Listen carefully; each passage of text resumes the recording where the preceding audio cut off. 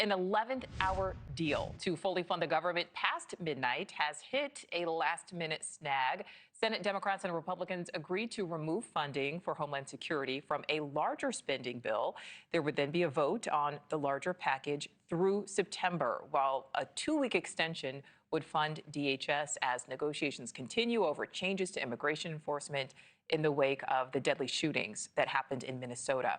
President Trump says he supports the deal, but objections in the Senate are slowing things down at this point. There's also uncertainty about what the House will do. The House will not be back in D.C. until Monday, and because it would need to approve any changes to the package, there could still be a partial, albeit short, shutdown. NewsNation senior congressional correspondent Joe Khalil is live for us on Capitol Hill. So, Joe, who is holding up the vote at this point? So it's just a handful of senators at this point, Nichole. But I do want to stress there is a deal to fund the government. It came together yesterday. It still stands today and is on the table. The White House agrees to it. Senate Democrats agree to it. Senate Republican leaders have agreed to it. Let's talk about what it does first. This is a package now of 5 different funding bills.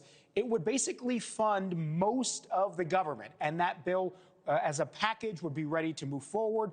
The only one that is taken out is the Homeland Security funding. That would be individually taken out so that Republicans and Democrats could continue to work on reforms, particularly to ICE. And obviously all of this happening in the wake of the shooting of Alex Preddy in Minneapolis last weekend. So as that negotiation would be happening, that could be days, that could be weeks, there's also a 2-week temporary funding measure to keep Homeland Security funded, which would be important. So other aspects of DHS, like FEMA, for example, would not go unfunded, and you could sort of pass that. So all of that is coming together. The challenge, as you mentioned, is that there are a couple of Republicans in particular, one being Lindsey Graham, who say that they have issues and they're making extra demands. Graham today was talking about how he feels like Republicans don't sufficiently have the backs of ICE agents. And he says that there needs to be more support for them. He says the root problem here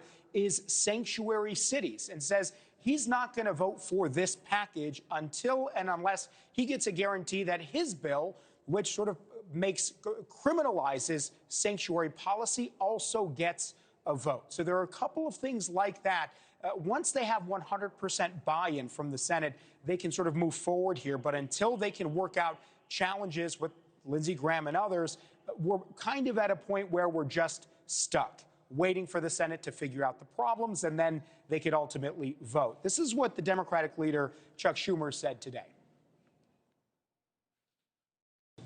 If Republicans are serious about the very reasonable demands Democrats have put forward on ICE, then there is no good reason we can't come together very quickly to produce legislation.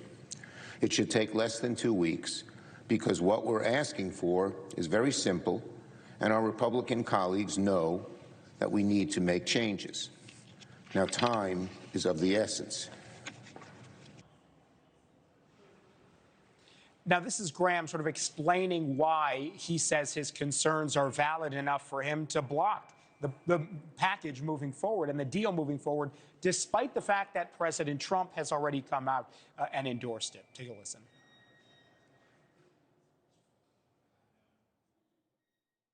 If you were from a foreign country, Senator Schmidt, listening to the debate on the cable channels, you thought we were the Gestapo. Have you had any stories about a guy getting his finger bit off? The ICE agents and the Border Patrol and all federal law enforcement involved in this has been slandered and smeared. And to the Republican Party, where have you been? So, Nichole, the Senate has been stuck in this point since yesterday. We waited for hours for a vote that never came. I'll say this. Usually when you know there's a problem is when you start to see, and if you've covered the Capitol, you know this, big giant stacks of pizza boxes going into offices, the fruit bowls with the pineapple and everything on top.